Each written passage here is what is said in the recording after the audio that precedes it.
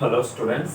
So புதுசாக maybe உங்களுக்கு பழசாக இருக்கலாம். ஒரு சப்ஜெக்ட் டீல் பண்ண போகிறோம். யூனிட் 8ல் ரொம்ப நாள் ட்ராவல் பண்ணிட்டு இன்னும் யூனிட் 8 இருக்குது, அது வேறு விஷயம். அதோடு சேர்த்து இன்னொரு புது ட்ராக்ல நம்ம மூவ் பண்ண போகிறோம். அண்ட் அலாங் வித் தட் மெயின்ஸும் சேர்த்து நம்ம படிக்க போகிறோம். Already I told you. So நமக்கு பேர்டன் அதிகமாக போகுது அப்படிங்கிறதையும் நான் சொல்லியிருக்கேன் உங்களுக்கு. டிஎன்பிஎஸ்சி எக்ஸ்பீரியன்ஸுக்கு இனி வரக்கூடிய காலங்களில் டெஸ்ட் பேர்டன் அதிகமாகும். நீங்கள் நிறைய ஒர்க் லோட் கொடுக்க வேண்டியது வரும். ஏன்னா நம்ம கொரோனாவிலேருந்து ரிகவர் ஆகிக்கிட்டே வந்துக்கிட்டு இருக்கோம். ஸோ ஒரு கட்டத்தில் மினிமம் 3 to 4 months சுச்சுவேஷன் சரியாயிரும். சரியானதுலேருந்து ஒரு 3-4 மாசத்துல நமக்கு எக்ஸாம்ஸ் வரும். மேக்ஸிமம் 6 மாசம் நமக்கு இருக்கக்கூடிய அந்த பொன்னான வாய்ப்பை பயன்படுத்தி ஒரு மிகப்பெரிய அச்சீவ்மெண்ட்டை நம்ம அடையணும்.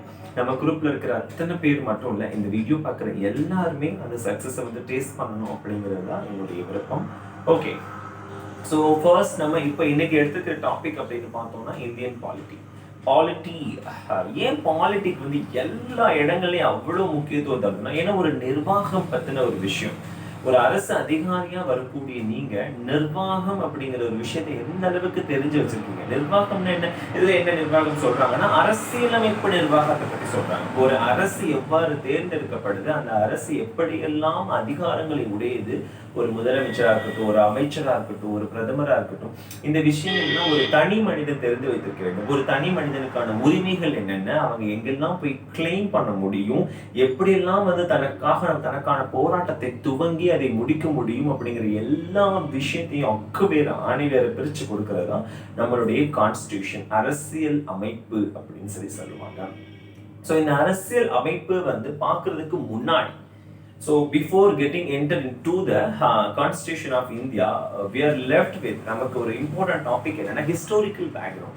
எப்பவுமே எந்த ஒரு விஷயத்துக்குமே ஒரு வரலாற்று பின்னணி இருக்கும். அது எப்படியெல்லாம் உருவாக காரணமா இருந்தது அப்படின்னு சொல்லி இந்த ஹிஸ்டாரிக்கல் பேக்ரவுண்ட் அப்படிங்கிற வேர்ட்லயே பாத்தீங்கன்னா வரலாற்று பின்னணி, வரலாறுங்கிறது ஒளிஞ்சிருக்கு.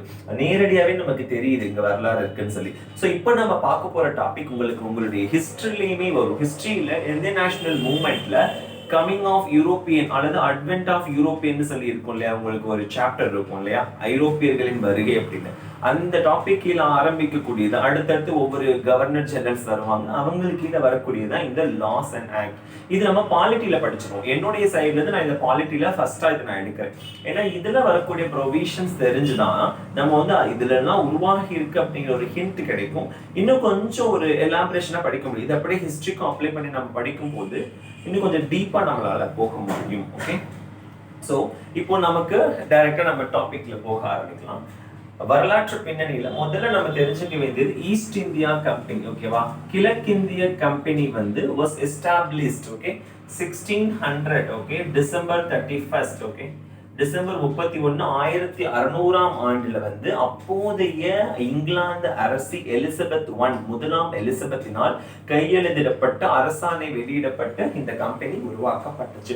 பின்னாட்கள்ல பல அரசர்களோடு இணைந்து வணிக உரிமை பெற்று தங்களுடைய வணிக தளங்களை நிறுவி அதுக்கப்புறம் பல ஆண்டுகளுக்கு பிறகு பாத்தீங்க அப்படின்னா தாங்க பொலிட்டிக்கல் பவரா மாறுறாங்க. அதாவது நிறைய இடங்களை ஆக்கிரமிச்சு, குறிப்பா பாத்தீங்கன்னா 1757ஆம் ஆண்டு நடந்த பிளாசி போர், 1764ஆம் ஆண்டு நடந்த பக்ஷார் போர். ஓகே, சோ இந்த ரெண்டு போருமே என்ன பண்ணுது அப்படின்னா ஒரு 64, இந்த ரெண்டு போருமே ஒரு மிக முக்கியமான லேண்ட்மார்க். Okay, பிரிட்டிஷ்னுடைய rule. ஏன்னா இந்த ரெண்டு போர்லையும் பெறக்கூடிய வெற்றி ஆங்கில ஆதிக்கத்தை இந்தியாவில் அதிகமா நிலைநாட்டுது. அப்புறம் 1765 வாக்குல அந்த ஆங்கில கிழக்கிந்திய கம்பெனி நிறைய பகுதிகள்ல இருந்து திவானி அப்படிங்கிற உரிமைகளை பெறுது. திவானி அப்படின்னா அந்த பகுதிகளை தன்னுடைய கட்டுப்பாட்டுல வச்சுக்கலாம். அங்க வரக்கூடிய வருவாய் எல்லாத்தையும் தான் வாங்கிக்கலாம், அதை நிர்வகிக்கிறதுலாம் தானே பார்த்துக்கலாம். அப்ப இந்த காலகட்டத்துக்கு அப்புறம் தான் பொலிட்டிக்கல் பவர் அப்படிங்கிற ஒரு விஷயமே ஆரம்பமாகுது. நிறைய டெரிட்டரிஸ், நிறைய இந்திய பகுதிகள் ஆக்கிரமிச்சதுக்கு அப்புறம், ஏன்னா இவங்க கிட்ட நிறைய டெக்னாலஜிஸ் இருந்துச்சு. அதனால இந்திய மன்னர்கள் அதுவும் இல்லாம இந்திய மன்னர்கள் கிட்ட ஒற்றுமை இல்லாத ஒரு சூழல் அந்த காலகட்டத்துல. அப்ப இவங்க அந்த வாய்ப்பை பயன்படுத்தி டெரிட்டோரியல் எக்ஸ்பான்ஷன் ஆரம்பிச்சாங்க, நிலப்பகுதிகளை ஆக்கிரமிக்கிறதுக்கு ஆரம்பிச்சாங்க. சோ இந்த இடத்துலதான் இவங்களுடைய இது ஸ்டார்ட் ஆகுதுன்னே சொல்லலாம். இதுக்கப்புறம் பாத்தீங்க அப்படின்னா ஃபர்ஸ்ட் டைம் இப்போ இந்த மாதிரி நிறைய போய்கிட்டு இருக்கு. ஒரு பக்கம் 1765ல முழுமையான திவானி கைக்கு கிடைச்சதுக்கு அப்புறம் ஒரு குறிப்பிட்ட பகுதிகளை, இந்தியாவில் ஒரு குறிப்பிட்ட பகுதிகளை ஆட்சி பண்ணிட்டு போயிட்டு இருக்காங்க. கிட்டத்தட்ட பாத்தீங்கன்னா பெங்கால் மாகாணம், Bengal presidency Madras presidency and Bombay presidency. இந்த 3 மிகப்பெரிய பிரசிடென்சிஸ் ஒரு கட்டுப்பாட்டுல இருக்குது, ஆங்கிலேயர்களுடைய கட்டுப்பாட்டுல. ஓகே, இப்படி போற காலகட்டத்துல திடீர்னு பாத்தீங்கன்னா நாட்டுல நிலவக்கூடிய பஞ்சம், அடிக்கடி ஏற்பட்ட போர், மன்னர்களோட போரிடுறது அடிக்கடி, இந்த மாதிரியான பல காரணங்கள், அதுவும் இல்லாம நிர்வாக சீர்கேடு, முறைகேடான நிர்வாகம், அதாவது ஆர்பிட்ரரி ரூல் அப்படின்னு சொல்லுவாங்க, போன போக்குல ரூல் பண்றது, ஆட்சி பண்றது, இஷ்டத்துக்கு பண்ண அந்த ஆட்சி. இதனுடைய விளைவா என்ன நடக்குது அப்படின்னா அந்த கம்பெனி வந்து திவாலாகக்கூடிய சூழலுக்கு வந்துருது. ஸோ ஒரு கட்டத்துல அந்த கம்பெனி வந்து இங்கிலாந்து இருக்கக்கூடிய அந்த கம்பெனியினுடைய தலைமையகம் ஆங்கில அரசு, அதாவது பிரிட்டிஷ் கவர்மெண்ட் பார்லிமெண்ட் இருக்கு இல்லையா, பிரிட்டிஷ் பாராளுமன்றத்துக்கிட்ட போய் ஒரு கோரிக்கை வைக்குது பிரிட்டிஷ் கவர்மெண்ட் கிட்ட. அப்போ பிரிட்டிஷ் கவர்மெண்ட் கிட்ட ஃபண்ட் கேக்குது. அப்பதான் வந்து ஃபர்ஸ்ட் டைம் பிரிட்டிஷ் கவர்மெண்ட் உள்ள வருது. அது வரைக்கும் இந்தியாவில் என்ன நடக்குதுங்கிற ரிப்போர்ட் மட்டும் தான் அனுப்புவாங்க, வேற எதுவுமே கேட்டுக்காது. வரும் ரெவென்யூ வந்தா போதும், டாக்ஸ் வந்தா போதும்னு பிரிட்டிஷ் கவர்மெண்ட் இருந்துச்சு. பட் ஃபர்ஸ்ட் டைம் வந்து இவங்க நம்ம கிட்ட ஃபண்ட் வாங்க வர்றாங்க. இந்தியாவில் வேற நிறைய இடத்த ஆக்கிரமிச்சிருக்கேன்னு சொல்றாங்க. நம்ம ஏன் இந்தியாவில் நம்மளுடைய ஆதிக்கத்தை நிலைநாட்ட கூடாது அப்படிங்கிற ஒரு விஷயத்தை எடுத்துக்கிட்ட ஆங்கில அரசு இந்த சட்டம், இப்போ இந்த ஒரு விஷயம் மூலமா இவங்க நம்ம கிட்ட ஃபண்ட் கேட்கறாங்க. ஸோ ஃபண்ட் கொடுக்கறதுக்கு முன்னாடி நான் இந்தியாவில் என்ன நடக்குதுங்க முதல்ல பார்க்கணும் அப்படின்னு சொல்லி ஒரு டிசிஷன் எடுக்கிறாங்க. அப்போதைய பிரதமர் யாரு அப்படின்னா லார்ட் நார்த், அதாவது இங்கிலாந்து பிரதமர் லார்ட் நார்த் அப்படிங்கிறவர் என்ன பண்றாரு, இப்போ ஸோ உங்களுக்கு ஃபண்டு தானே வேணும், that I will provide. But நான் என்ன பண்ணேன்னா I am going to constitute a select committee, ஒரு தேர்வு குழுவை நான் நிர்ணயிக்க போறேன்.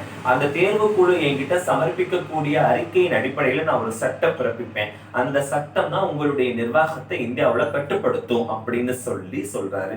அதுக்கு கிழக்கிந்திய கம்பெனி ஒத்துக்குது. அப்ப நார்த் பிரபு அமைக்கக்கூடிய அந்த செலக்ட் கமிட்டி ஒரு ரிப்போர்ட் சப்மிட் பண்ணுது. அந்த ரிப்போர்ட் பேஸ் பண்ணி தான் for the first time in India ஒரு ரெகுலேட்டிங் ஆக்ட், ஒழுங்குபடுத்தும் சட்டம் அப்படின்னு சொல்லி ஒண்ணு கொண்டு வர்றாங்க. Okay, so regulating act of 1773 first time it was introduced. அப்போ இந்தியா, அதாவது இங்கிலாந்து அரசினுடைய ஒரு நேரடி தலையீடுனே கிட்டத்தட்ட சொல்லலாம். இப்போதைக்கு என்னது, இங்கிலாந்து அரசின் சார்பாக கிழக்கிந்திய கம்பெனி தான் ஆட்சி பண்ணும் அப்படிங்கிற கண்டிஷன் மாதிரி ஆயிடுச்சு. சோ இப்ப இந்த கண்டிஷன் என்ன சொல்லுது அப்படின்னா நிறைய ரிவ்யூ பண்றாங்க. ஃபர்ஸ்ட் வந்து இயக்குனர்கள் குழு அப்படின்னு சொல்லி இருப்பாங்க இல்லையா, சோ கோர்ட் ஆஃப் டைரக்டர்ஸ் அப்படின்னா இயக்குனர்கள் குழு, இந்த கம்பெனியினுடைய வணிக விவகாரங்களை கவனிச்சுக்கிட்டு இருந்தவங்க இப்போ என்ன பண்றாங்கன்னா பொலிட்டிக்கல் விவகாரங்களை, அரசியல் ரீதியான விவகாரங்களை இவங்க சேர்ந்து கவனிச்சுக்கணும். ஸோ கோர்ட் ஆஃப் டைரக்டர்ஸ்க்கு எக்ஸ்ட்ரா பர்டன் வருது. ஏன்னா இப்போ வந்து அரசு ஆட்சி பண்றதுக்கான ஒரு இதுக்கு வந்துட்டாங்க அவங்க. ஓகேவா, அப்ப கோர்ட் ஆஃப் டைரக்டர்ஸுடைய சில ரிமைனிங் என்னன்னா இதுக்கு முன்னாடி ஒரு வருஷத்துக்கு ஒரு தடவை மாத்திக்கிட்டே இருப்பாங்க. ஆனா இப்போ இவங்களுடைய பதவி காலம் வந்து 4 வருடங்களா அதிகரிக்கப்படுது. 4 வருடங்கள்ல வந்து ஒவ்வொரு வருடத்திற்கும் ஓகேவா 1 நாளில் 1 பங்கு உறுப்பினர்கள் வந்து ரிட்டையர் ஆவாங்க. ஓகே, இப்போ நம்மளுடைய ராஜ்யசபா மெத்தட் மாதிரி நம்மளுடைய ராஜ்யசபா எவ்ரி 2 இயர்ஸ் ஓகேவா 1/3 ஆஃப் மெம்பர்ஸ் ரிட்டையர் ஆறாங்க இல்லையா. சிமிலர்லி நான் இந்த கோர்ட் ஆஃப் டைரக்டர்ஸ் வந்து எவ்ரி 1 இயர், ஒவ்வொரு வருடத்திற்கும் 4இல் 1 பங்கு உறுப்பினர்கள் ரிட்டையர் ஆயிடுவாங்க. ஆனா ரிட்டையர் ஆனவங்க மறு தேர்தலுக்கு எலிஜிபிள் கிடையாது, not eligible for the re election. So இது வந்து ஃபர்ஸ்ட் பாயிண்ட், இது சொல்லக்கூடிய ஒரு முக்கியமானது. செகண்ட் என்னதுன்னா பிரைப். ஓகேவா, ஸோ என்னதுன்னா ஊழல் மலிந்து இருந்த காலகட்டம். அப்ப என்ன சொல்றாங்க அப்படின்னா எந்த ஒரு வைஸ்ராய், அதாவது கவர்னரோ இல்ல யாருமே வந்து என்ன பண்ணக்கூடாது, கம்பெனியினுடைய உறுப்பினர்கள், அதாவது வேலையாட்கள், பணியாட்கள் யாருமே வந்து இந்தியர்கள் கிட்ட இருந்து ஓகேவா இந்தியர்கள் கிட்ட இருந்து 1 ரூபா கூட நீங்க லஞ்சம் வாங்கக்கூடாது, எனி கிஃப்ட் எதுவுமே வாங்கக்கூடாது, ஒண்ணுமே வாங்கக்கூடாது அப்படின்னு சொல்லி அந்த கண்டிஷன் போடுறாங்க. ஸோ ஊழலை வந்து நிவர்த்தி செய்யறதுக்காக. மூணாவதா என்ன வருது அப்படின்னா அது வரைக்கும் governor of Bengal, governor of Madras, governor of Bombay அப்படின்னு இண்டிவிஜுவல் பிரசிடென்ட்ஸா இருந்தது. கவர்னர் ஆஃப் பாம்பே இருக்கு இல்லையா, பாம்பே அண்ட் மெட்ராஸ் வந்து பெங்காலுக்கு கீழே கொண்டு வராங்க.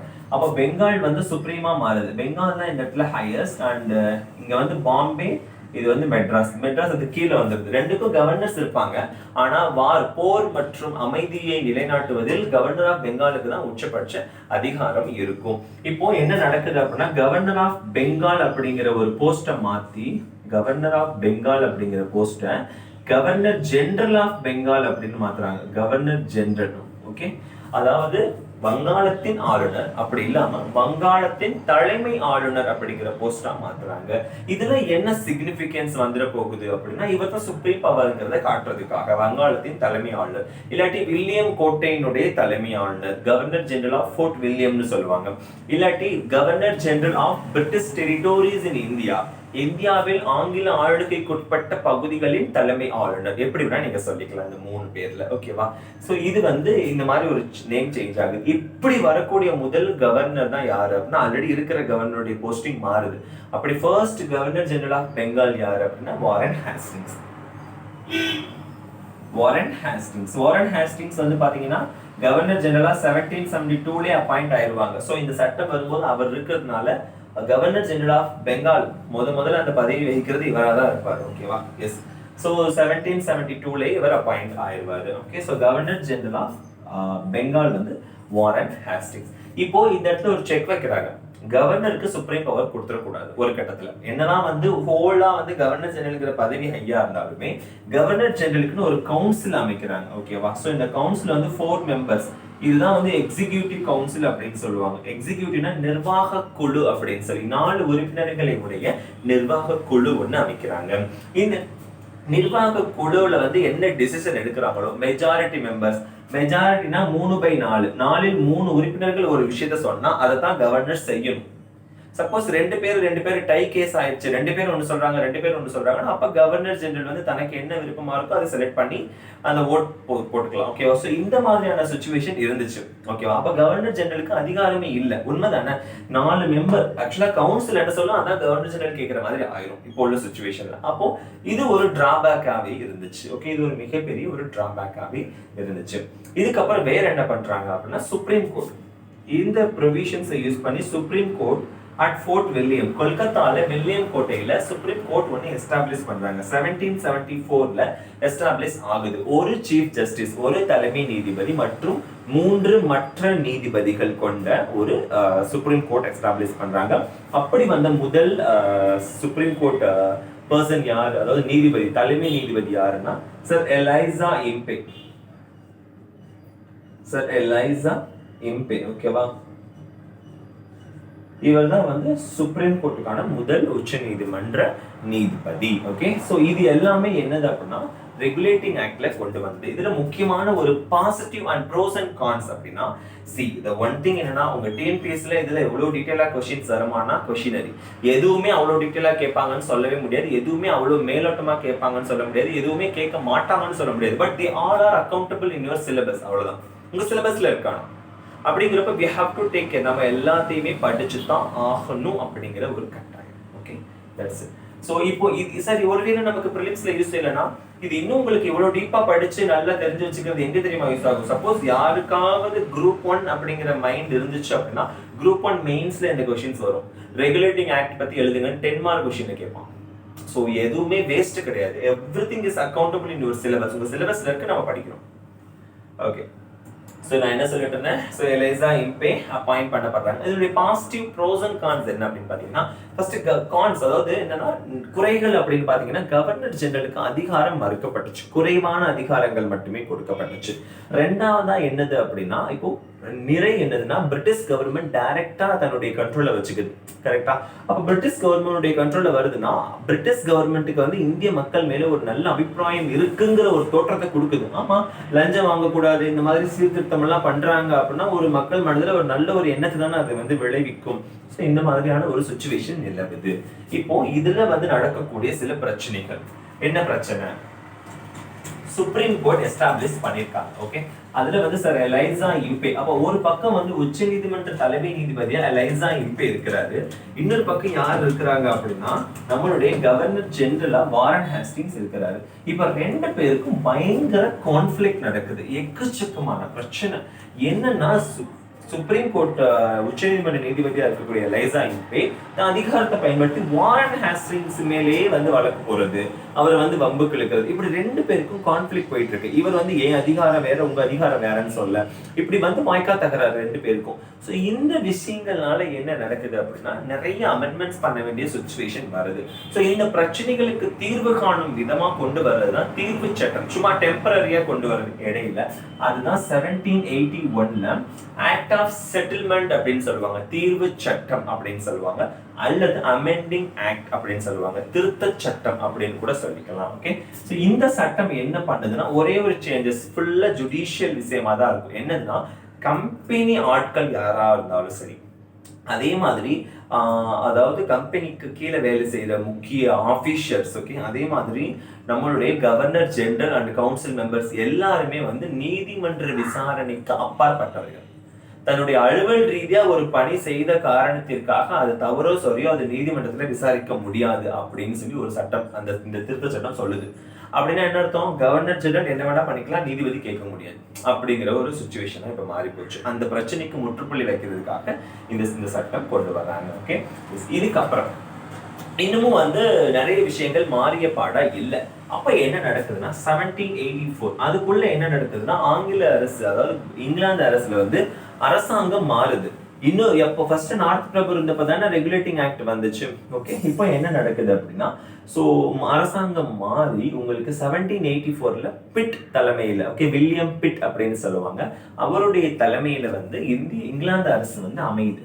பிட் த யங்கர்னு சொல்லுவாங்க, ரொம்ப யங்கான ஒரு பர்சன். ஓகே, பிட் தலைமையில அமைஞ்சோன்னு இவர் என்ன பண்றாரு அப்படின்னா ஒரு ப்ரப்போசல் கொடுக்குறாரு. இந்தியாவோட வந்து ஒரு சில குறிப்பிட்ட ஒரு திருத்தங்களோட ஒரு சட்டத்தை நான் அமல்படுத்த போறேன் அப்படின்னு சொல்லி அது வந்து ஜனவரி 1784ல பார்லிமெண்ட்ல இன்ட்ரோடியூஸ் பண்ணுவாரு. பிரிட்டிஷ் பார்லிமெண்ட்ல ஒரு பெரிய டிபேட் போகும், ஒருத்தவங்க ஒவ்வொன்னு சொல்லுவாங்க. ஸோ எல்லா டிபேட்டுக்கும் மத்தியில ஓகே ஆகஸ்ட் 1784ல இந்த சட்டம் வந்து நிறைவேறிடும். அதுதான் பிட் இந்திய சட்டம் அப்படின்னு சொல்லி பின்னால வெளியே வந்துச்சு. ஓகே, பிட் இந்திய சட்டம். இந்த ஆகஸ்ட் அப்படிங்கிற மந்த் ரொம்ப முக்கியமானது. ஆகஸ்ட்ங்கிற மந்த் ரொம்ப ரொம்ப முக்கியமானது. என்ன காரணம் அப்படின்னா நம்ம இந்தியாவில் வந்து நமக்கு கொடுக்கப்பட்ட மிக முக்கியமான சட்டங்கள் இந்த பிட் இந்திய சட்டமா இருக்கட்டும், 1858ஆம் ஆண்டு விக்டோரியா மகாராணி ப்ரொக்ளமேஷன் வந்து அந்த சட்டமா இருக்கட்டும், கவர்மெண்ட் ஆஃப் இந்தியா ஆக்ட், அதுக்கப்புறம் மாண்டேகு செம்ஸ்போர்டு சீர்திருத்த சட்டமா இருக்கட்டும், சுதந்திர சட்டமா இருக்கட்டும், எல்லாமே பாத்தீங்கன்னா ஆகஸ்ட்ல தான் நடந்திருக்கும். ஆகஸ்ட்ல தான் நடந்திருக்கும் தி செஷன். ஓகே, அந்த ஆகஸ்ட்ல தான் வந்து என்ன பண்ணுவாங்கன்னா ராயல் அசென்ட் கொடுத்திருப்பாங்க, இங்கிலாந்து மகாராணி கையெழுத்து போட்டிருப்பாங்க அந்த சட்டத்துல. ஓகேவா, அந்த ஆகஸ்ட் வந்து ரொம்ப ரொம்ப முக்கியம். ஸோ இது வந்து ஒரு ஹிண்ட் மாதிரி, ஏதாவது ஒரு கொஸ்டின்ல வருது நமக்கு இம்பார்ட்டன்ட் அப்படின்னு நம்ம இந்த மந்த்தை நம்ம ஞாபகப்படுத்தி வச்சுக்கலாம். Okay, yes. ஸோ பிட் இந்திய சட்டத்துல முதல் விஷயம், பிட் இந்திய சட்டம் வந்து இன்னும் நெக்ஸ்ட் ஒரு லெவல் போகுது. அதாவது என்ன லெவல் அப்படின்னா ஓகே அடுத்த கட்டமா வந்து ஆங்கில அரசினுடைய இந்தியா மீதான இங்கிலாந்து அரசினுடைய அந்த ஆதிக்கம் கொஞ்சம் அதிகரிக்குது. அப்ப என்ன பண்றாங்க அப்படின்னா கோர்ட் ஆஃப் டைரக்டர்ஸ் வந்து ஒன்னும் பெருசா ரிப்போர்ட் பண்ண மாதிரி எனக்கு தெரியல. இயக்குநர்கள் குழு தான் எல்லாமே பார்த்துட்டு இருந்தீங்க. நான் என்ன பண்றேன், இயக்குநர்கள் குழு வந்து கம்பெனியோட பிசினஸ் மட்டும் பாருங்க, இங்கிலாந்து அரசு சொல்லுது. நீங்க வந்து பிசினஸ் மட்டும் பாருங்க, அது போதியா, உங்களுக்கு அதிக பர்டன் நான் கொடுக்க விரும்பலையா, அரசியல் ரீதியான விஷயங்களை கவனிச்சுக்கிறதுக்காக நான் ஒரு குழு அமைக்கிறேன், போர்ட் ஆஃப் கண்ட்ரோல், கட்டுப்படுத்தும் குழு அப்படின்னு சொல்லி ஒண்ணு கொண்டு வர்றாங்க. So board of control of 6 members was established. Okay, board of control was 6 members was established. So இந்த கட்டுப்படுத்தும் குழு வந்து பொலிட்டிக்கல் அஃபேர்ஸ், அரசியல் ரீதியான விஷயங்களை கவனித்துக் கொள்ளும். அதே மாதிரி கோர்ட் ஆஃப் டைரக்டர்ஸ் ஆல்ரெடி இருந்துச்சு இல்லையா, அவங்க என்ன பார்த்துக்குவாங்க, கோர்ட் ஆஃப் டைரக்டர்ஸ் அப்படிங்கிறவங்க அவங்க வந்து கம்பெனியினுடைய விவகாரங்களை பார்த்துக்குவாங்க, வணிக ரீதியிலான விவகாரங்கள், கமர்ஷியல் ப்ராப்ளம்ஸ் எல்லாமே. அப்போ ஃபார் த ஃபர்ஸ்ட் டைம் இன் இந்தியாவிலேயே முதல் முறையா அரசியல் மற்றும் வியாபார ரீதியிலான அந்த கம்பெனியினுடைய செயல்பாடுகளை பிரித்த ஒரு சட்டம் அப்படின்னா இதுதான். ஓகே, ஸோ இந்த மாதிரி பிரிச்சோடனே இவங்க இதை டேக் கேர் பண்ண ஆரம்பிச்சிருவாங்க. ஓகே, இதுக்கப்புறம் ரெண்டாவதா என்ன அப்படின்னா இப்போ கவர்னர் ஜெனரலுடைய கவுன்சில் இருக்கு இல்லையா, அந்த கவுன்சில் வந்து 4 மெம்பர்ஸ் அப்படிங்கிற ஒரு கவுன்சில். Okay, S. இப்போ 1 minute. ஓகே, சோ கவர்னர் ஜெனரலுடைய கவுன்சில் பத்தி சொல்லிட்டு இருந்தேன். சோ அந்த கவுன்சில் வந்து ஆல்ரெடி வந்து நம்ம என்னன்னு பார்த்தோம், 4 மெம்பர்ஸ் இருந்தாங்கன்னு பார்த்தோம். ஓகே, ஸோ இப்போ என்ன நடக்குது அப்படின்னா கொஞ்சம் ரெக்டிஃபை பண்றாங்க. அதாவது 4 மெம்பர்ஸ் எல்லாம் வேண்டாம், 4 மெம்பர்ஸ் வேண்டாம், 3 மெம்பர்ஸ் மட்டும் போதும். அதுல வந்து கமாண்டர் இன் சீஃப் படை தளபதியும் ஒரு ஆளா இருக்கட்டும்.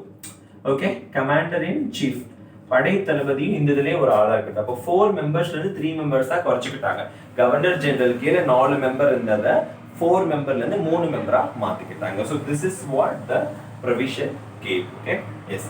ஸோ ரிமைனிங் உள்ள அந்த சட்டங்களை நம்ம அடுத்தடுத்த வீடியோஸ்ல பார்க்கலாம். தேங்க்யூ.